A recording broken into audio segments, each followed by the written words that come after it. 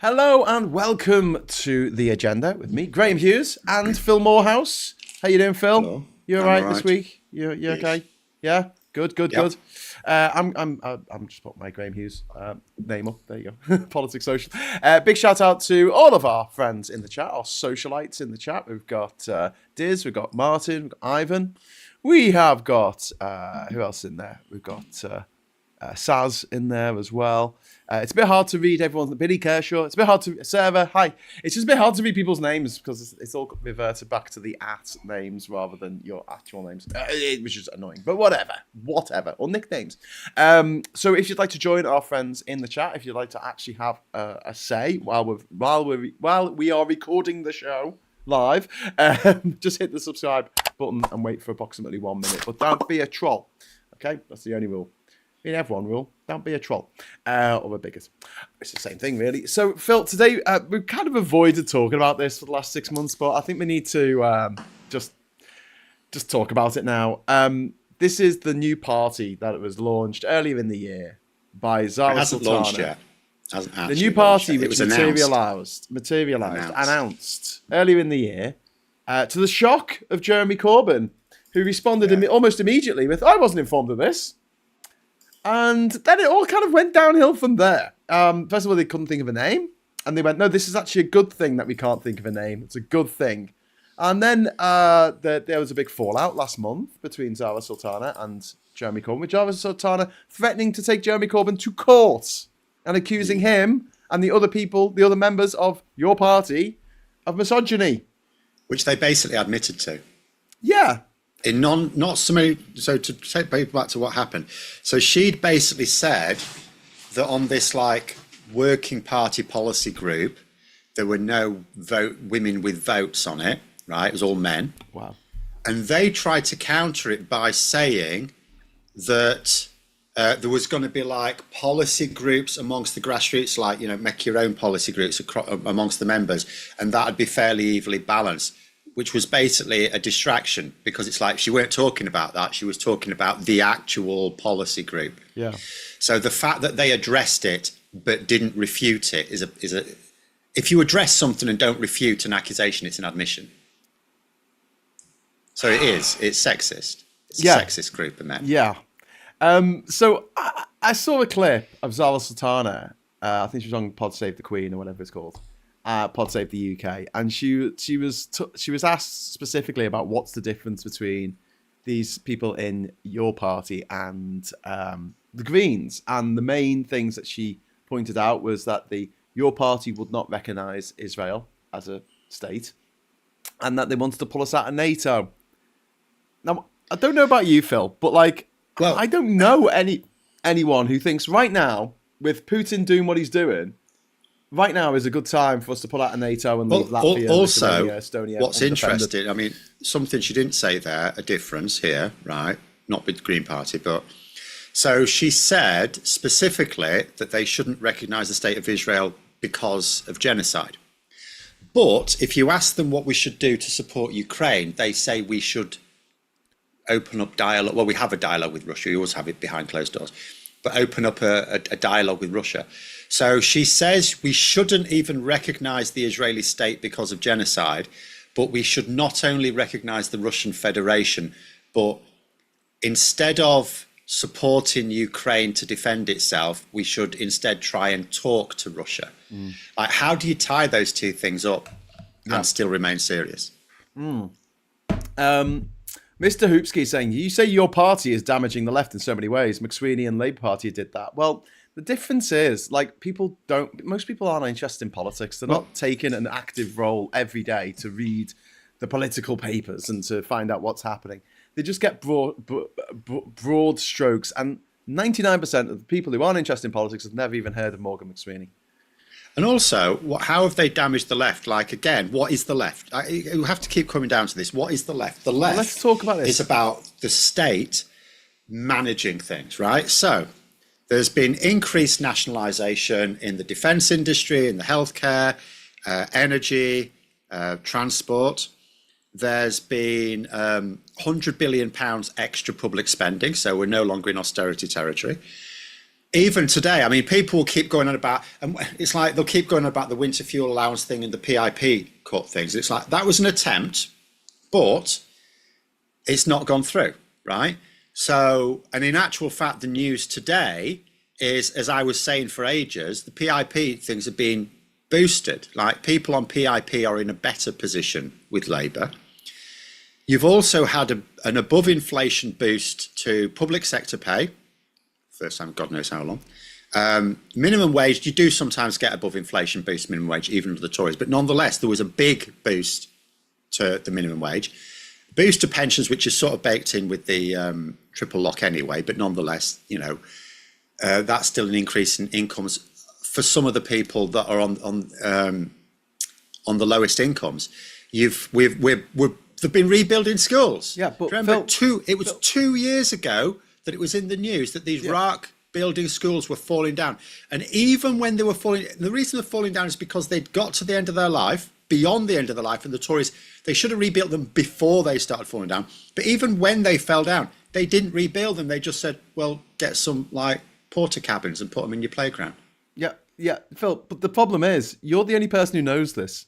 Well, but nonetheless, no, but again, I'm still going to go back to my original point. But look, we don't need to do a party political broadcast for the Labour Party. I think that in broad strokes, right, people look at the left, and as you said, what is the left? The left are people who want the government to take more of a role in, you know, the nationalising of things, you know, everyday life, healthcare, education, infrastructure. They don't want to leave it up to private enterprise that needs to make a profit and shareholders living in Qatar or in Canada. What people see from this ongoing soap opera that is your party is incompetence. And that, honestly, I genuinely, despite all Labour's problems with its comms and some of its policies and everything else, the level of incompetence shown by your party is just absolutely cringing. Like, this is beyond RefUK. Like, even RefUK are more competent than this, and they've had hundreds of what do people expect? Leave. Right. I mean, you look at it this way, right? Running a political campaign like at a party level is incredibly complex. You need a lot of staff. Like Labour employ a lot of staff, the Conservatives employ a lot of staff, and it's very expensive. And these same people were in charge of Labour across 2 general elections and lost both times. And remember in 2019 when Corbyn had all of his people in every position, there was nothing left over from Ed Miliband. It was all his. On the day when they were supposed to go out and everyone had been prepped, all of the front bench, it's his picks to represent the party, his shadow cabinet had all been briefed on, these are our NHS policies, this is what we're going to push today. And that should have been a really good one to push, because at the time, remember, there were people on the floor in hospitals, not on trolleys in corridors, on the floor in corridors, because they'd run out of trolleys even. So healthcare, really good one to go for. And at the last minute, they said, no, we're going to talk about free broadband. Completely wrong-footed his own people. I mean, that is a level of incompetence that is astounding. So, of course, when you get exactly the same people, and you tell them to do the same thing, but without all of those hundreds of members of staff paid for by millions of pounds in donations, you tell them to do the same thing without that support group, of course they're going to look like clowns. Well, what would people expect? To bring the chat in, don't forget that your party, we're just putting that in air quotes because it doesn't have a name yet. What do you think they should be called? You tell us in the chat. But, you know, this is what they said it should be. It was a mass democratic movement with members decide policy, strategy, even the name. Regional assemblies, they're going to have a founding conference next month, and it's one man, one person, one vote.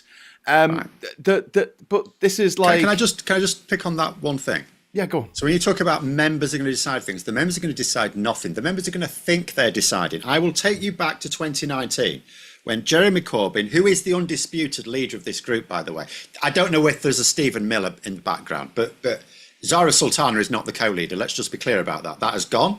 That has finished. That's over with. I thought she was back now. No. She's not the co-leader. Oh, no.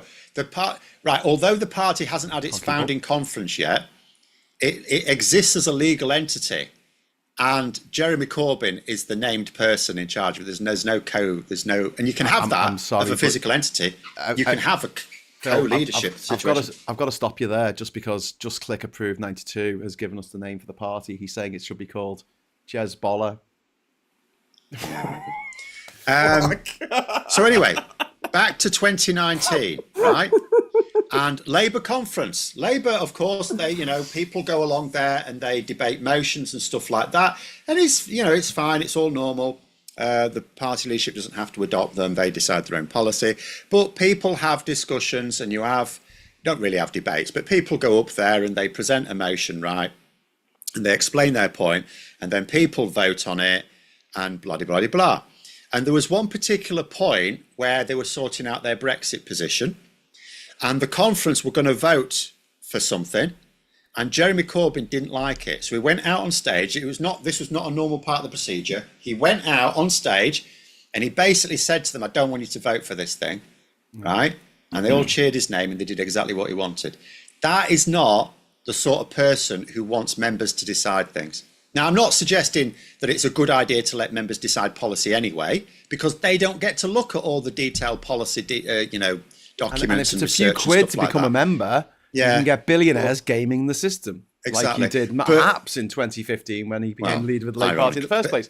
But the point is, the point is, he is not someone who believes in that, whether you think it's a good idea or not. He doesn't believe it's a good idea. He has no intention of doing it. He's gathering people together who are sheeple, right? Who he's confident already think a particular way, so he's comfortable saying, well, you decide the policies, knowing full well they're just going to regurgitate the stuff he's told them to do. And if they don't, if there's a glitch in the matrix and they don't do that, he'll just go out and go, you should have wrote this, and they'll all change their mind. That's the plan. Yep. Ivan, thank you so much for the £10 super chat, first super chat of the afternoon. Thank you. I categorically reject the notion that Starmer is the most unpopular PM ever. That person is Johnson. He harmed me and my family and so many other people during COVID. Yeah, I mean, Starmer's not the most unpopular PM ever, but he is, I think, the most unpopular world leader at the moment in a country where people can actually criticize the leader.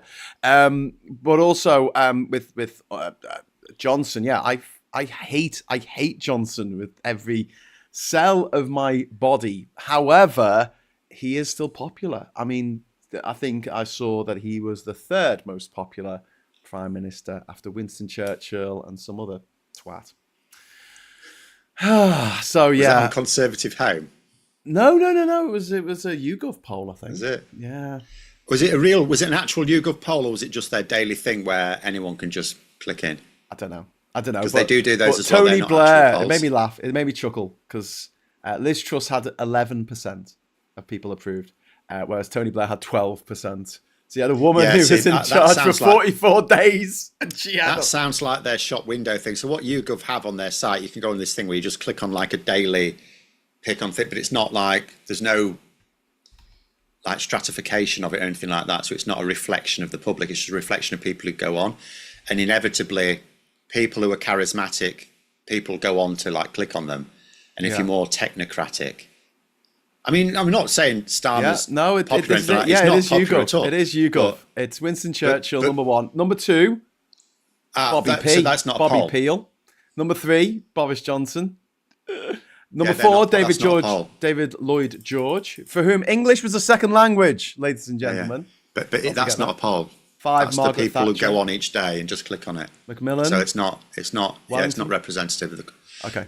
Their proper polls have links to data on it. That's just it's just the stuff they do to get people on the website. Well, I've got to give it to the Earl of Rosebery for having a 3% approval rating. Take that, Earl of Rosebery. And then you've got Viscount Godrich. And then the fact that any of these people have any votes Bannerman just means it's just like people going, the Earl of whatever the fuck. Well, they also have a fame index. Boris Johnson is number one on that. Yeah, Margaret it's famous. Thatcher There's 2, no doubt about that. Rishi Sunak number 3, David Cameron number 4, Winston Churchill. Theresa May comes in above. Well, no, she's joint 6th, along with Winston Churchill and Keir Starmer. But then there's no point in putting those people together because, like, clearly, Jesus Christ, like Winston Churchill will be better known than David Cameron. It's just people familiar who don't pay attention to anything and just like. I mean, there you go with David Cameron. It's 1% more, has a 1% more fame rating at 98% than Winston Churchill, 97. Which probably isn't true if you did a proper poll. Yeah, it is quite disturbing that the top 6 are all Tory prime ministers. Well, that's because they stay in power because they don't like literally as soon as Labour get into power, they immediately start squabbling. No, this is how famous they are. Yeah. But they're famous because they won power. Yeah, they didn't want to get on with the job, did they? No, because they're not interested in doing anything with power. They're just power for power's sake. Yeah. What even now? What can you say? What is Boris Johnson's political philosophy? We don't even talk about Johnson. People talk about Starmerism, but there's no such thing. Like. No one even pretends there's such a thing as Johnsonianism because it's like it doesn't exist. No one even tries to claim he's got a political philosophy. I think his philosophy is just have a party all the time. Well, yeah, that's it, but that's not a political philosophy. That's just he wants to get pissed all the time. Yeah, the sex yeti. But yeah, to go back to your party. So you mentioned the leadership ambiguity. So there's something there. There's the dueling membership portals. There was a website that went up and took shitloads of money, and then they went, "Oh no, that's the wrong one." Unauthorized emails going out, apology videos, public fallout. Go on, tell us the story then. So it wasn't the wrong one; it was the right one, but she'd put the link out before it had been authorized by them all. So she thought they were fannying. She was probably right on this point. So she thought they were fannying about too much. And it's like, we need to get these people on. The portal was correct. It was all the one they'd already agreed to use. They just hadn't agreed to release it yet. So then she releases it anyway. She admits it. And then that's what caused all that hoo-ha. And then eventually they sort of said, oh, you can use it now again anyway. They were just pissed off.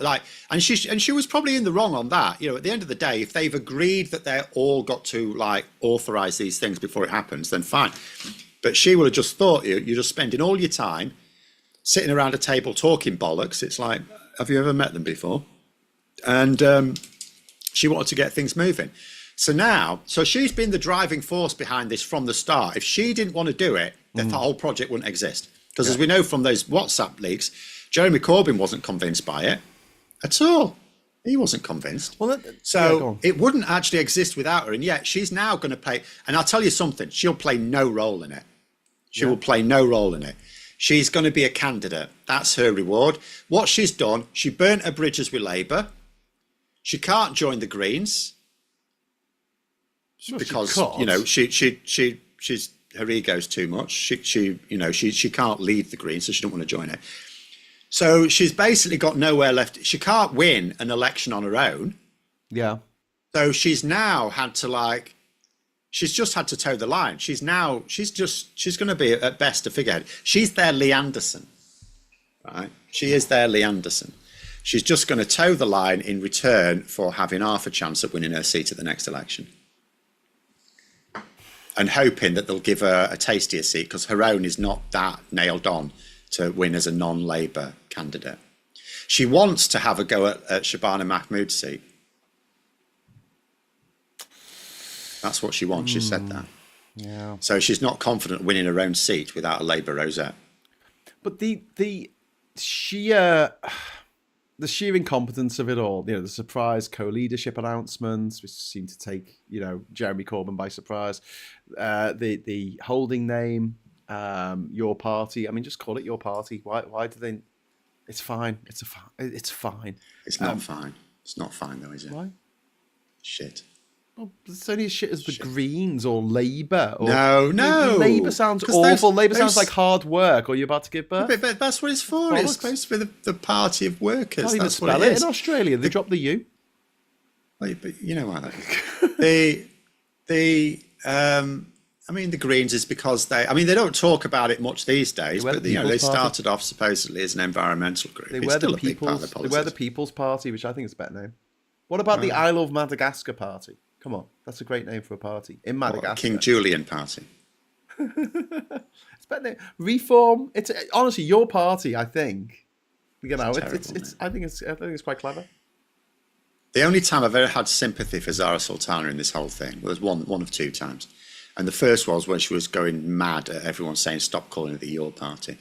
But then they went mad back at her and says, well, why did you announce it? Is that I didn't? Well, Corbyn did. Yeah, but he's a fucking idiot. So, Jesus. But the whole Tell thing us what is, you really think, Phil. They're dysfunctional. They're just dysfunctional. It's not just incompetent. They're dysfunctional. They can't even get on with each other. They cannot even get on with each other.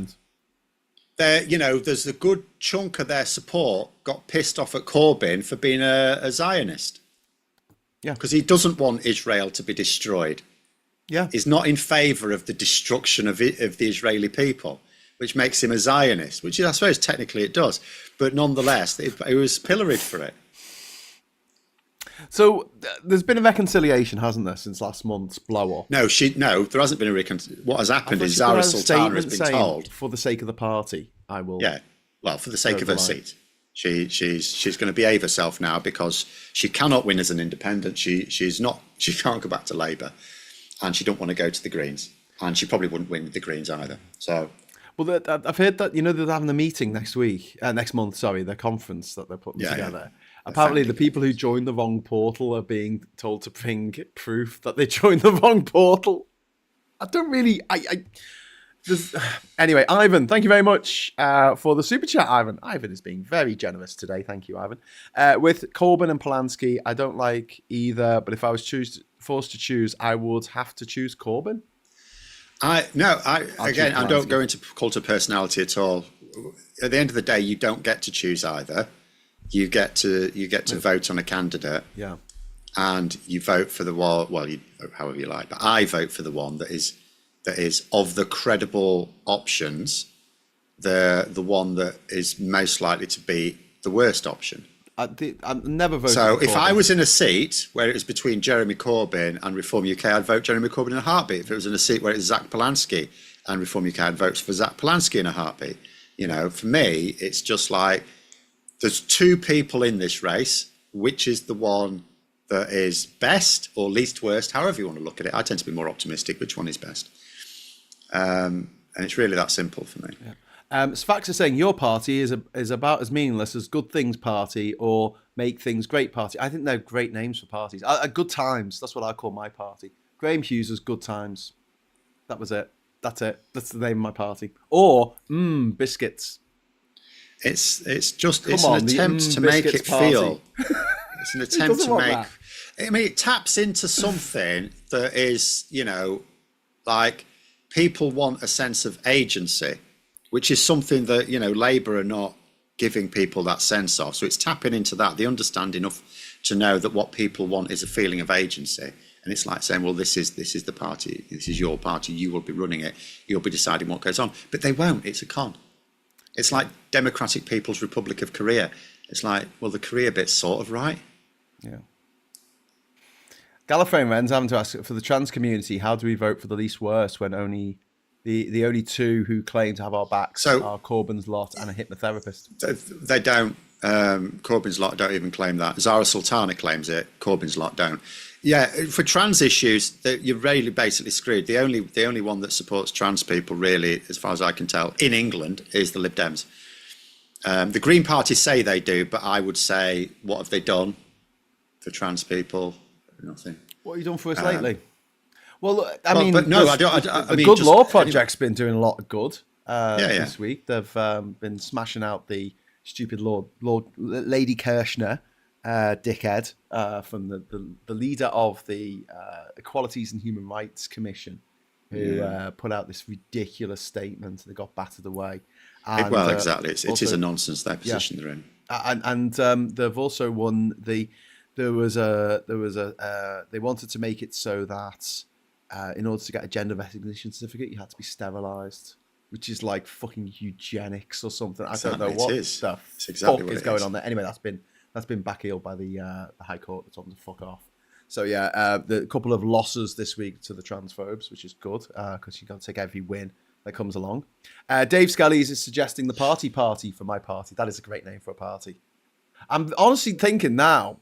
Right? How's this, right? Labour aren't going to do very well in the next election, I don't think. So how about I start a new party in Liverpool called the I Love Liverpool Party?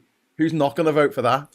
Every Scouser is going to vote for the I Love Liverpool party. You say that, they're not, though, because we have the Yorkshire party and hardly anyone votes for that. Yeah, but it's not called the I Love Yorkshire. It should be called the I Love Yorkshire party. Everyone will vote for that. You think that's the key thing? Yeah, it's marketing, man. You got to get the razzle dazzle. You got to get the love. You got to get the love.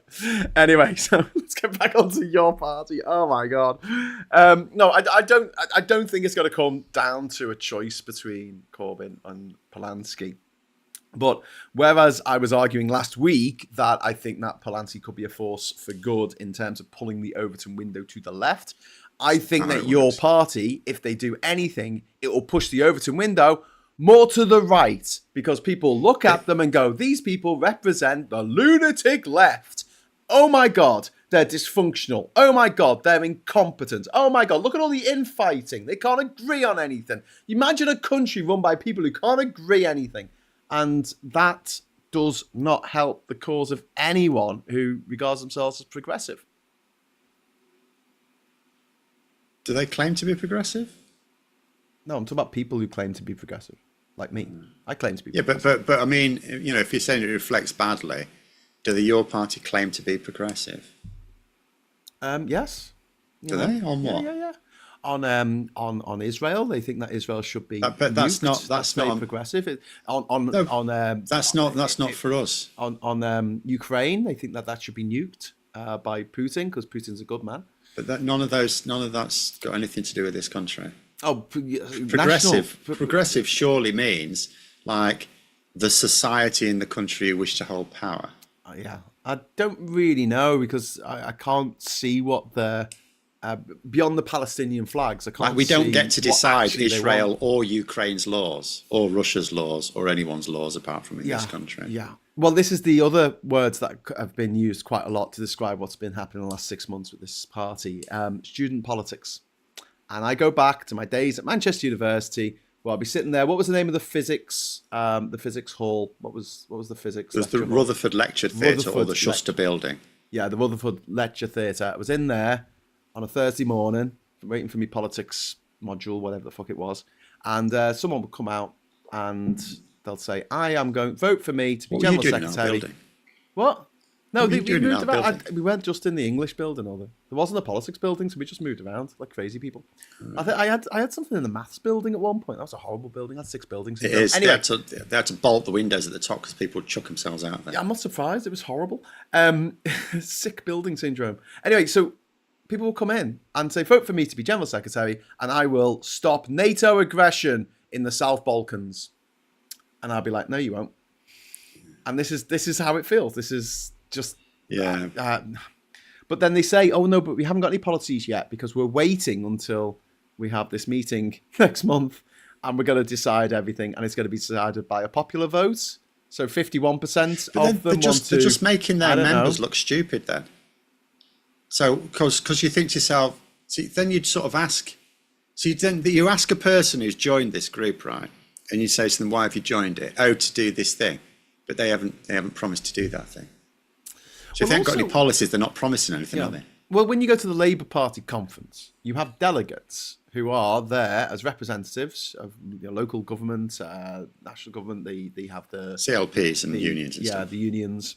And they have representatives and they get to vote. You don't get to vote. As a member, you get to turn up and watch other people vote. And I think that's kind of fair enough. I don't see really why I should get a vote on stuff like that. Maybe from who I think should be the deputy leader of the Labour Party, not Bridget Phillipson, because she's a TERF.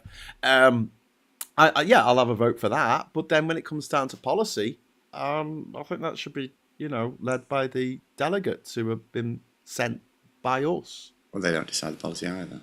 Well, they're supposed to. Yeah. No, we have debates and we have. Yeah, you have debates and votes on things. So, like, for example, a few years ago, they voted to chuck their first past the post system out and get proportional representation. Yeah, didn't change the policy. No, true. But it's fine. But again, it's what I'm saying. Like, what people want is they want to be heard, and that it gives you a voice.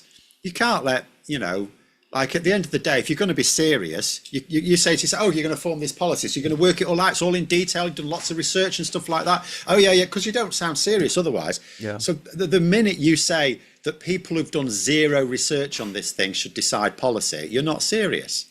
Yes. Because if you're going to come up with a workable policy, you have to be able to say, we shouldn't have been I have allowed gone to into vote this for in a lot of Brexit. detail. That shouldn't have been an option given to the people who knew nothing about the situation. I didn't know anything about the situation. I did a fucking politics degree. Like, I didn't know anything about how the European Parliament worked. I never studied it, never fucking cared. Never thought it would be an issue in my lifetime, but, you know. By the way, talking of Brexit, Bowles is pointing out that the Yorkshire Party were pro-Brexit. Oh, yeah, Yorkshire Party are Tories. I'm not saying they're a good thing. I'm just saying there is a thing called the Yorkshire Party and they get next to no votes. They obviously hate. They should be called I Hate Yorkshire. I'm going to impoverish it. I'm going to make it 10% poorer. And Pasty Man says, Corbyn couldn't lead a broad party or interview properly or debate, do policy or numbers, and even speeches all the same. Magic Grandad. I couldn't agree more. I'm sorry. I think he was shit. I honestly think he was shit. He was provably shit. He lost to Theresa May and then Boris Johnson. He lost to Theresa May. Can we just make that the headline? I mean, Boris Johnson... Boris Johnson was worse for me because, to be fair, like against Theresa May, he was still finding his feet. I mean, his big mistake there was believing Theresa May. He actually trusted her. That was a big mistake. Yeah. Because she said, I'm not going to have a snap election. And he decided to believe her. And then when she sprang a snap election, she said she wouldn't. Yeah, Tories lie, mate. They tend to lie a bit. Oh, God. Did you not realise? But that was the mistake. But, you know, you couldn't... So 2019 was the one he had years to prepare for. Yeah. That's the election he had years to prepare for. And he lost to Boris Johnson, who, I remind people in the TV debates, when he said that he was honest, the entire audience laughed, even his supporters. Yeah, yeah. And he was presiding over an NHS. The Tories should never, ever want an election in winter. No one NHS, particularly when they've been powerful for a decade. Just after they got 8% of the vote in the recent EU elections that summer, you wouldn't think they'll go for it, but they just went, we're totally going to win this. We are going to, they looked at the stats. Best for Britain got commissioned by, I think it was the guy who owned like Superdry or something, commissioned them like £1 million to get this massive survey done over the summer to check what would happen in an election with Boris Johnson as leader. And they said Labour are going to get battered and the Tories are going to get an 80-seat majority. And they got an 81-seat majority. So that was pretty bang on. Ivan Ambrose, thank you so much for the super chat. Like I say, Ivan's been very generous this morning. Thank you. £20. I'm a dedicated Labour Party member, so I'd never vote for either. Some friends on my networks, though, keep posting Green Party content. Yes, free speech, but I think they're doing it on purpose to get at me. I don't think that's necessarily true, Ivan. I post pro-green stuff on my where I think a green person has said something sensible on my Facebook, and I've done that for a while. I did that when Caroline Lucas was the leader. She was quite good. And when she was the MP, you mean? I've never had a huge beef with them. I never thought, oh my God, these people are bastards, like I do with the Tories or RefUK. But I think that, although I don't hate the concept of your party, I just think it's so fucking stupid and so unhelpful. And I wish they would just go and join the fucking Greens. Do you know what it should be called? Because this is what it really is. Fuck you. You're going to be truthful. It would be called the Revenge Party because that's all it's about. The Revenge Party? That's what they want. They just want to take enough votes off Labour that Labour MPs lose their seats, and they know it. They know it will be, at the cost of it'll come at the benefit of Reform UK. They know that. That's fine for them. They hate the fact that they lost 2 general elections. They hate the fact that Labour after them immediately won one. And they want to prevent it happening. It's a revenge party, is what it is. Incompetent party. Incompetent revenge party.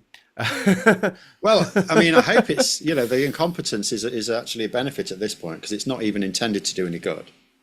It is all it has no policies at all on, and it never will. It will never have any policies that it wants to realistically implement. Oh, it's just going to be a campaign. It's a revenge party is what it is. We've got Ori DT in the chat, who is a cosmic star and has been a member for 15 months. that is pretty cool. Thank you for being a member for 15 months as a cosmic star, which is a very high level. So thank you. You're the best. Hello all. Long time no see. Hearing about your party briefly sparked some interest until I found out who leads it. I wish the left could just agree that fighting the right is a higher priority than fighting each other. Couldn't agree more. Well, come on, Phil. It's like on the left, there is always this. You spend more time fighting people who are quite similar to you, but not exactly the same, and it's bred into you. I mean, you think about, you just think about the language that's used all the time. You know, they use the word comrade, which suggests that you're at war with literally everyone around you.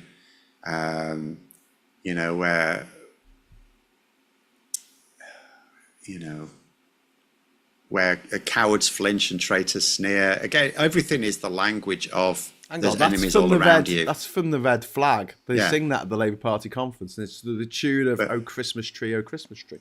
Yeah, but the point is, all this language is all about seeing enemies everywhere, and so on the sort of hard left, the echo chambers existed before we ever used the term really. Because they really came into their own social media, but they were always sort of there. And it's more understandable because you've got extremists on the right, but the extremists on the right have a lot of mainstream succor. Whereas on the left, you distrust the mainstream because obviously it's right-wing, a lot of it. Here's the thing. And so it forces you into those echo chambers. Yeah. Here's the thing. If I was hard right and I wanted the fash to get in and wanted Nigel Farage to do really fucking well, I wouldn't give money to RefUK. I'll just lead them to it, right? I'll give money to your party. I'll get fake AstroTurf bullshit. I'll pay for bots. I'll do all that because I know that it will split the left. That's exactly what I do. And if you imagine for a moment that the millionaires aren't doing this already, then I've got a pitch to sell you. They've already done it. Do you know when they did it? When Corbyn stood it the first time in 2015? No. Before anyone knew who Corbyn was. That's who set up the Green Party. It was right wingers who wanted to split the vote off Labour. So the Green Party technically existed. Well, that was when it was the People's Party, wasn't it? Because Farage was a member for a while. Yeah, he was. Yeah. It was honestly like the Green Party. That made you sit up and pay attention, didn't it? What it is now, but nonetheless, the Green Party existed in the first place. It was funded by people on the right to help the Conservatives stay in power. Yeah. Grimfang says, "I don't like people saying comrade. Makes people sound like starless tankies." Yeah. Well, that's exactly what it is. It does, but yeah, can we keep it civil in the chat, please, everyone? Don't be horrible. It's the usual trick. It's to get people to feel that they're under urgent threat. Yeah. Constantly. That's what you do if you want to sort of stop people thinking critically. You have to make them feel under threat because there's a part of the brain what I do all the time. That takes over. Yeah, it's what all populists do. It takes over because you've got a clever part of your brain, you've got a stupid part of the brain, but the stupid part of the brain knows how to look after itself, right? And so when you're faced with danger, that's your fight and flight sort of mechanism type thing. So it's that emotive part of the brain, and it has precedence over the clever part of your brain, and it has to, because you don't need cleverness when faced with mortal danger. You need adrenaline is what you need. Yeah. So lizard brain, quick to the lizard brain. So that's the thing. So by and they do it deliberately by creating this imminent sense of threat all the time. Yeah. They know that they're stimulating that part of the brain that overrides your critical thinking, and they have to do it constantly. They have to have you in a constant state of feeling the in threat, and all this language does the same thing. Comrades and stuff like, and traitors and betrayal and all these words are designed to create a sense of threat.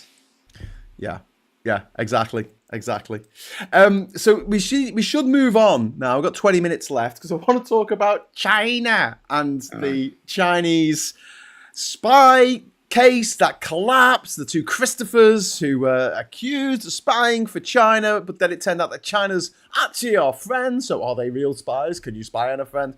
Let's get into this in a moment because first of all, I'm going to say thank you to James Wig. That's a good name for a party, isn't it? Wig with a H. What do you reckon? Should we call ourselves the Whigs? That'd be We a already great had name that, for a didn't book. we? Oh, did we? Shit. Okay. James Whig. The right unites, the left fragments into factions, and centralists are pushed into the shadows, vying for space and light. Whigs unite, says But it is, James. it's true. Whig. At the moment, the right, you've got the Conservatives and Reform UK openly talking about how they avoid splitting the vote with each other. Yeah, yeah. On the left, it's all, it's all about how do we maximise that split in the vote. I'll say it again. The right look for converts. The left look for traitors. And we've got to stop doing this. We've got to stop doing this. We've got to unite in some ways in order to not let the fash in all the time. And look, if Farage wasn't a thing, I wouldn't give a fuck, because the Tories are doing so badly at the moment. Even in a few years' time, they're not going to recover. Labour will get back in with a diminished majority, no matter what the polls say right now. Okay, whatever. But RefUK present an existential threat to our country and to the good people who live here. And this is why... If they get in, you won't recover. The damage they do, they'll be irrecoverable. That's the rest of my life. The country's going to be fucked for the rest of my life. I mean, it's pretty fucked now, but it can be more fucked. You'll look like it'll, honestly, people, and that's what happened with Brexit. People thought that the country would fundamentally chug on and maybe some things would improve. And it's like, no, like you look at Argentina, Argentina's completely screwed. And they went for an extreme solution. And that'll what happened. You'll end up with this cycle of people. Reform UK will screw the country so badly, it'll be so impossible to recover from that people won't take that decline. So they'll vote for more extreme options. So in Argentina, they voted for Milei, who literally waved a chainsaw around his head. They don't like him now, but they like him now because he just got 40 billion out the Yanks. Into it. Yeah, they sort of forced into it because the economy was so screwed, and sensible people were going, well, the economy's screwed, we can maybe improve it a little bit, I don't know. And they were going, no, we want it to be. So then they go for the person who promises to turn everything around, and he makes things way worse. And that will happen here. That will happen here. So even if they're only in for 5 years, because they'll screw things up so badly, people will be forced, if they want to win the next election, to promise to reverse it all. And they'll make promises they can't keep, which they will then fail, and people will swing from one extreme to the other. And that'll be the cycle for the next generation or two. Yeah. Ivan, thank you very much for the £10 super chat. I'm going to stop now for a quick Labour advert, Labour political podcast. Renters' rights, workers' rights, rail renationalisation, free school meals, free breakfast clubs, best start centres, and some people are trying to say red Tories, give me a break. Well, yeah, it is ridiculous. And again, on the free school meals, you'll say, well, we had free school meals before. They've expanded who qualifies for free school meals. I still get people trying to say kid starver for, Keir Starmer, kid starver, and it's like, he's introduced the Breakfast Club, and he's expanded the number of people who qualify for free school meals. That's like the opposite, isn't it? Yeah. Oh, we need to still do that. We need to talk about Labour going after Brexit for a change. But let's just talk about the spy case quickly in a nutshell. So 2 guys on trial for spying for China. Well, they never got to the trial. They were charged. Oh, they were charged, yeah. It didn't go to trial because the CPS, Crown Prosecution Service, said it won't win at trial. We don't think it'll win. Why won't it win? Because the government language used at the time between 2021 and 2023 didn't specify that China was an enemy or which it's never going to do. Like, you're never going to do that because it hasn't actually attacked us. We know it's a hostile state. We know it's a threat to security. You can't. On what basis would any government describe China as an enemy? Even if we weren't also facing the problem that because of Brexit, we've screwed our trade with the EU, because of Trump, our trade with the America's been screwed. So who seriously is going to say, yeah, let's have war with fucking China, the third big market in the world? Because if you say an enemy, that's what you're talking about. But an enemy means, so the problem here is, and this is what no one's bothering to point out, if, by the way, a lot of legal experts think that the head of the Crown Prosecution Service, who, by the way, is hilariously ironic here, has actually made a mistake, right? Because if you think that you cannot charge someone for spying unless that country is classed as an enemy, and the reason they say that, by the way, is because of the legislation from over 100 years ago. If that's the problem, then it's the legislation that needs to be improved, which it sort of was being. But that's the problem with it. Yeah. Yeah. But so it's certainly not then an issue with the government. Go on. It's the problem with the crime. So if the Crown Prosecution Service thought that for these charges to stick, you needed to classify China as an enemy, why did they waste all this time? 'Cause that's never going to happen. Yeah. And that is true, but also I can give some criticism to the government, not necessarily Labour government, because maybe they didn't realise this, but yeah, we need a change in the law to make it more, to get clarification, to say they don't need to be down as an enemy nation. That's been done. You shouldn't be able to spy for anyone. Someone shouldn't be allowed to spy for Ireland or for for France or the Netherlands. We do though. Everyone spies on everyone else. I know, but like, it's quite funny when it get caught out. I can't remember, it was a few years ago when Trump was in his first term, and either America got caught spying on Germany, or it might have actually been Germany got caught spying on America, but everyone spies on everyone. I remember being at a meal once with the Chinese ambassador who was, I was filming it as a paid gig, and he did make a joke. He did make a joke about how ambassadors are basically spies for their own and this is the Chinese guy saying this. I'm like, but you know it's going on, you might as well be honest about it. Everyone spies on everyone else, you just don't get caught. It's why, for example, whenever you have a bit of diplomatic friction with a country, you expel a load of their diplomats as spies. It's because you already know they're spies, you already know they're there. You know there's spies coming out of the embassy. Their headquarters is that embassy, it's got a big flag on it and everything.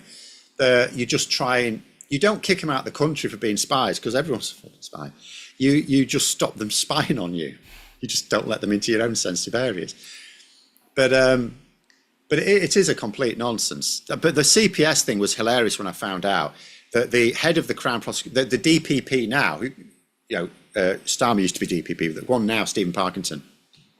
So apparently he threw shade at Starmer, not recently, but when he became DPP, he slagged off both Starmer and the person between them, right, whose name I forget, for not having. He said they were mediocre because they didn't have enough prosecutorial experience. And so Keir Starmer was mostly a defence barrister. He was a human rights barrister, and then he was a defence barrister a lot of the time. So he didn't have a lot of prosecuting experience. That's true.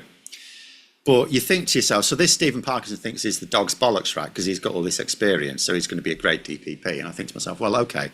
So some cases that Starmer lost, maybe if he had more experience, he would have won them. That's possible. Maybe he would have had Rebecca Brooks on the hook. Who knows?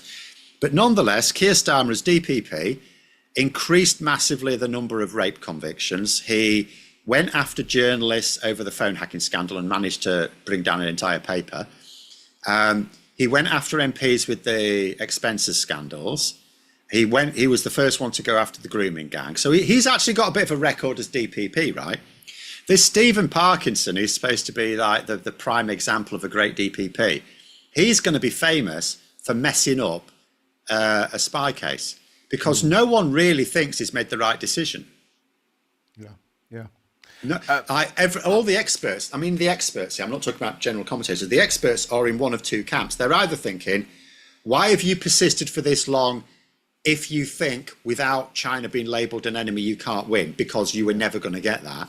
And another group are going, we've had other cases go forward without that. Yeah. Why didn't you just refer to precedent? Yeah.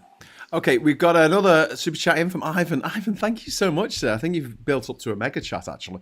My only issues with China is communist rule, the abhorrent way that they treat their own people and their closeness to Putin.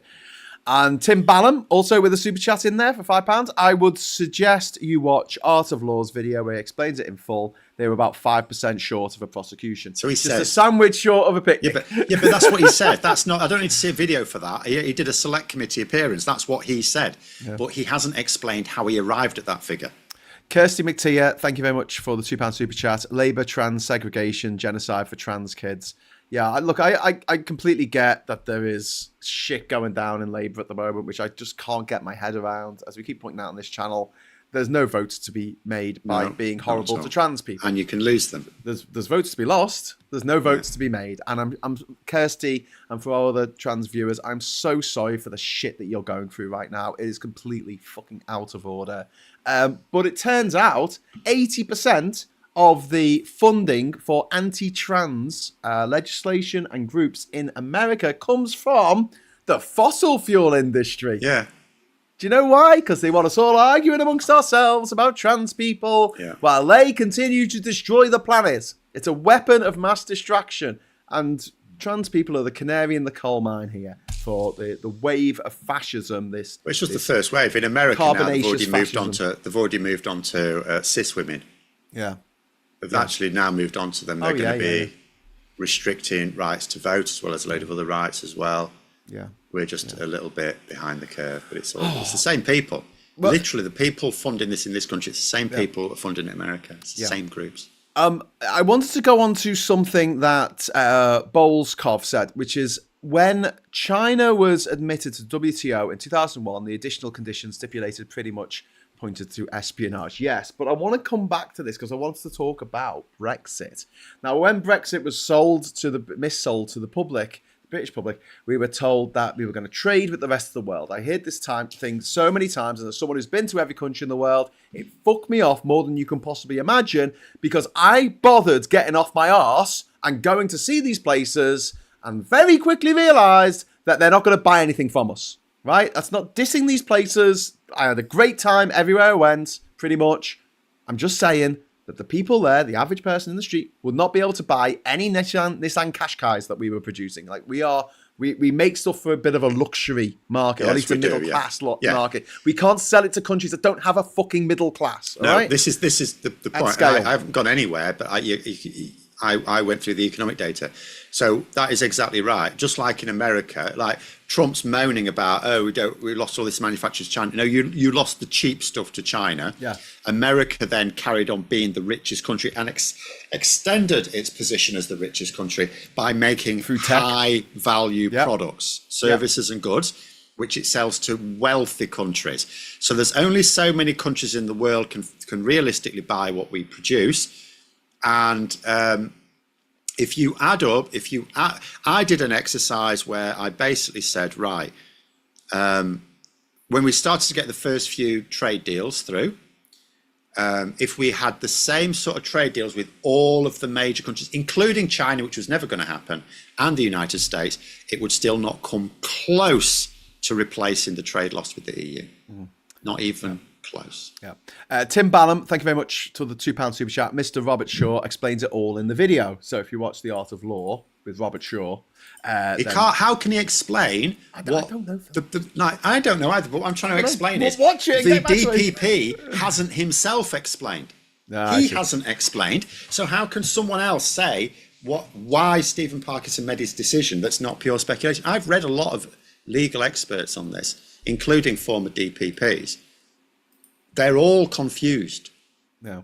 Because although he said about this 5%, he has not explained how he arrived at that. It's not a win for the Tories to go on about this. It's not a win for the tabloid press against Labour to keep going on about this, but they will. So no, just to go back to the WTO, and why I wanted to mention this. 10 years ago, when we were told to vote for Brexit, we were told we were going to vote for we were going to trade with the rest of the world. And that seemed like a good idea at the time. There was 146 members of the World Trade Organization, including China. And it was a rules-based organization where we had certain rules, like you couldn't put a tariff on a country. You couldn't put a tariff on one country and not put it on others, on a particular product. There was a most favored nation clause, right? So we had this a bit of a cushion as we flung ourselves out of the 17th floor window, which was the Brexit. There was something down there, it wasn't much. It was, but it will cushion the blow a little bit. But then Trump got in literally a few months after the Brexit vote and upended the world order. The WTO may as well not exist anymore. Yeah. The grievances that countries have with each other about trade policy have to be worked out between those countries now. There's no mediators left. The WTO is doing fuck all now because Trump has gutted it and has refused to allow them to elect new people or appoint new people to these roles. They've been sitting vacant now for years. Now, finally this week, it sounds like Labour are starting to say that the problems that we are facing as a nation, the root of them, it's not 100%, but the root of them are this disastrous Brexit. And it's about bloody time they said this, because this is the concrete albatross that we can hang around Farage's neck, because this is his dream. This is his Brexit. This is what he wanted. And we had the hardest Brexit. We pulled out of Erasmus. We pulled out of Horizon. We pulled out of your atom, for Christ's sake, radioactive materials that we need to be brought into our country quick smart because they have a short half-life for medical purposes. We're having trouble getting them into our country now because we've left your atom. Like, there's so many things. They went for the hardest possible Brexit. They wanted to pull us out, not just economically, not just politically, but also socially. That we went part of, and they would have pulled us out geographically if they had if they could. They could work out a way to get like 1,000 outboard motors and put it on the east coast of England. Yeah, exactly. Sent us to America. So, do you think this is too little, too late, or do you welcome Labour's change of stance on this? Do you understand why they waited so long to say it? They didn't wait. Well, they were. We knew they were going to do this a long time ago, but not for this reason. The reason they're doing it, like they wouldn't have even done it at this point by now. The plan originally, it was quite clear from what various people have said who have, been at the top of Labour.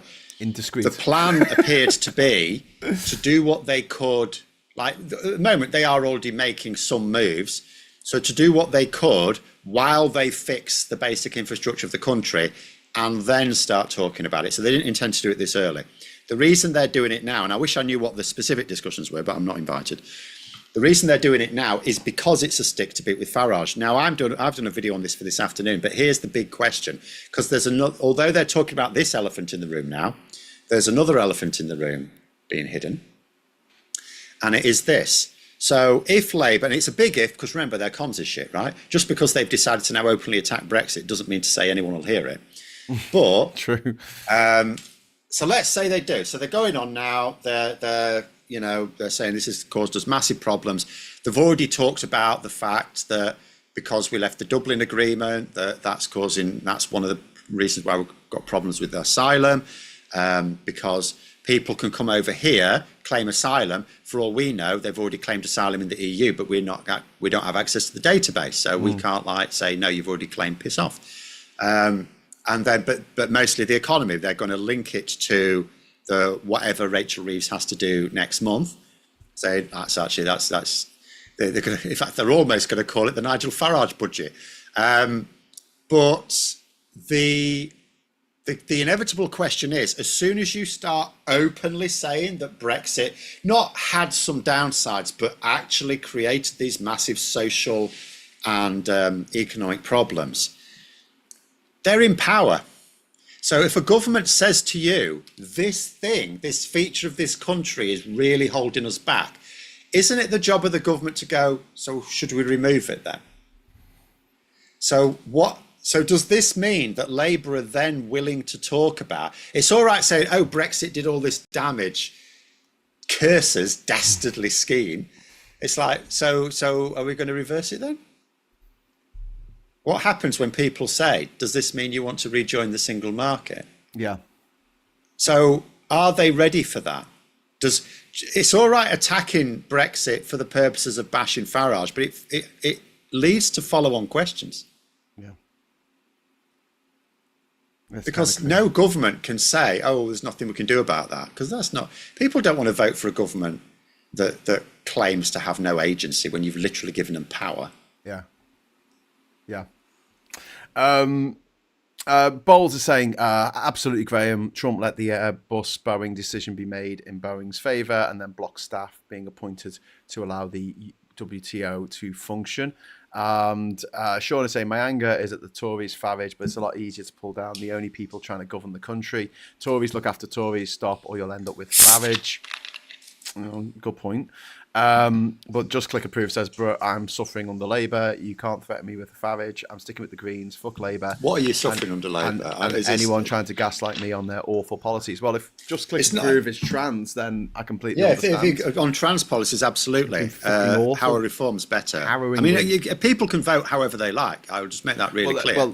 I'm not here to persuade people to vote Labour. Reform is seen as a mystery box because they don't really have any policies except fuck the foreigners. But we know they do actually have one policy to do everything Trump is doing where they are able, which is why it's quite ironic today that on the day that Trump had his balls tickled by Putin again and said, oh, okay, I won't give him Tomahawk missiles after all, Farage is now saying, oh, we should shoot down Russian planes to stop people asking about Russian bribes. Yeah.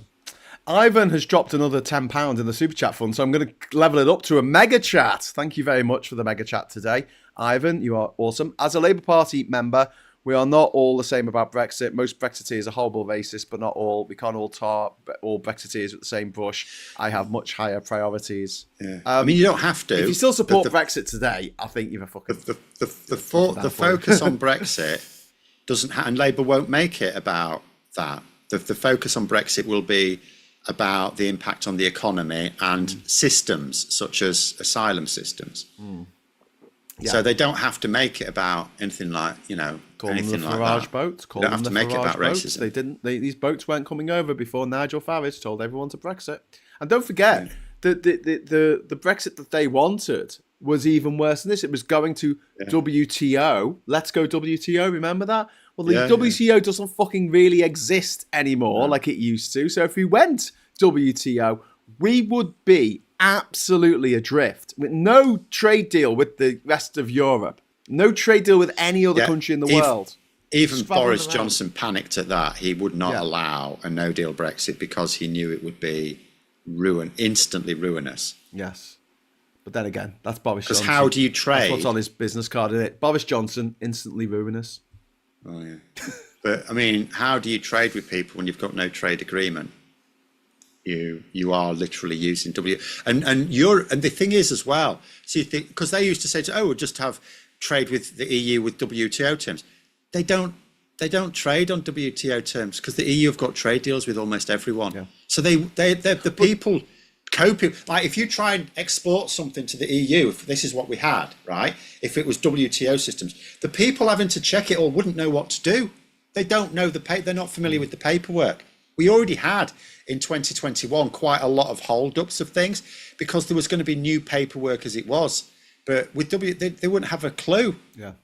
So we wouldn't be able to get things through. We wouldn't have been able to trade. No. Would have been cataclysmic. Well, we could have traded, but if we had a dispute with anyone because they were putting tariffs on our goods coming in, but we weren't putting tariffs on goods, and they said, oh yeah, you can bring in 20,000 tons of beef. Quota, you'll have that quota. You'll be able to bring that in tariff. No, but the problem is, if they reneged on that, we would have no one to go to. Who do you go to? You can't go to the European Court. It's not even like that. It's worse than that. We could legally trade with the EU, but you've got to think about the practical side of it. Someone has to physically let the goods into the country. If that person doesn't understand the paperwork, they're not going to do it. Yep. It's a problem that Kieran, the van driver, has had so many times over, bringing stuff from the European mainland over to the UK. Jez says Labour may be doing good stuff, but no one knows about it. We're looking at higher council tax, higher gas and electricity bills. Everything is more expensive. It feels like a continuation of Tory rule. And Jez, I completely understand that. And most people, that's how they're feeling at the moment. And Labour need to do a lot of work over the next couple of years to make people feel better and make them believe that Labour have their interests at heart, which people don't believe at the moment. Yeah, the thing I will say on that is Labour don't have to change their mind on anything. First of all, a lot of the work they're doing is that. But Labour have already made it clear. They've made it clear again this week. They were saying it last year. They're constantly saying it. They know that growing the economy is not what is going to get people to realise they've done well. They know it's how people perceive the cost of living. Labour have again, like Rachel Reeves and Keir Starmer this week, have been emphasising the fact they get that people will see it, not because like I talk about, and they could have boasted about this and they haven't. I can talk about the fact that, these incomes, particularly at the lower end, have been going up in real terms and stuff like that. But people focus more on the cost of living. So if your income goes up by 10%, but the prices of things you pay go up by 5%, you're better off. But you don't necessarily see your pay going up by 10%, but you do see the prices going up by 5%. And Labour know that. They actually know that they have to get prices down, not just, inflation lower. They know they have to get those prices down. They've said so. Labour are determined, for example, that energy bills, for some people, they will be cheaper next year, but, for just in general, they need people to see that the energy bills have come down quite a bit. They can't do anything about food prices, but there are still other... I'll tell you what was interesting, though, because the Bank of England were talking about this recently, and I didn't realise this. So in terms of the inflation figure, so the inflation figure is based on like your standard basket of goods type thing, isn't it? CPI inflation. Do you know what's in there? Which blew my mind, because the Bank of England... Some really daft shit in there, isn't there? It's like a private yacht or something. I mean, really daft shit. Sorry, I didn't hear it. Was it? But so they were talking about, so there's certain things, right, that's in inflation that the government have no direct control over. But there are things that they do, and it includes things like, obviously, you've got in there certain bills, water, energy, stuff like that. But one of the things in it is private school fees, because they were describing this as something that's gone up because of VAT. That's gone up, and it's like, how are you factoring in something that only 7% of the population uses, and it's the richest 7% of that? I don't actually understand, in all honesty, and I mean being really brutally honest, I don't understand the benefit of introducing anything into inflation that is only paid for by the top 7. Well, not always the top, because some rich people won't. 7% of the richest people in the country. How does that even make sense to put into? I can understand you can have different types of inflation, but how do you? It's a shopping basket. It's a shopping basket. How do you you get the milk, you get your beans, and then you send your kid to £30,000 a year school. Yeah, but who does? I don't understand the benefit of putting that in. Put that on the conveyor belt. Charlie Nelson, thank you very much for the £2 super chat, mate. Good to see you. He says, "I up," and also Noobadoc, hello, thank you for the super chat. Says it's £2. Thank you. It is £2. Thank you very much for that. So we're going to have to leave it there because we've gone a little bit over time, but there's a lot to get through today, I think. And I hope you had a nice time watching and contributing to the chat. Hats off for Jez Buller. I'm never gonna. That is just fucking genius, and I'm going to use that as much as possible now. Big thanks to my co-host Phil Morehouse. You're going to be doing your live show tomorrow, 7:00 on your channel at a different bias. If you're not already subscribed to Phil's channel, please do so. If you're not already subscribed to this channel, please absolutely do so. What was I going to say? Okay, there you go. Subscribing. And if you would be so kind to give us a like, we always like a like on here. If you'd give us a like before you go, that'd be great. I'll be back at 9:30 tonight for the Friday night social with me and Mike Dix and friends. So please join us for that. And if you want to feel old, the Teenage Mutant Ninja Turtles debuted in 1984. So if they were 18 in 1984, that means they were born in 1966, which means that next year, the Teenage Mutant Ninja Turtles will be 60 years old. Wow. Okay, so they're not they're going to be pensioners very soon. The pensioner Mutant Ninja Turtles, as they should be called. Anyway, so Phil, thanks very much for doing that. And everyone else, see you at 9:30 tomorrow. And until then, say thanks for watching. Hello, good evening, welcome, and goodbye.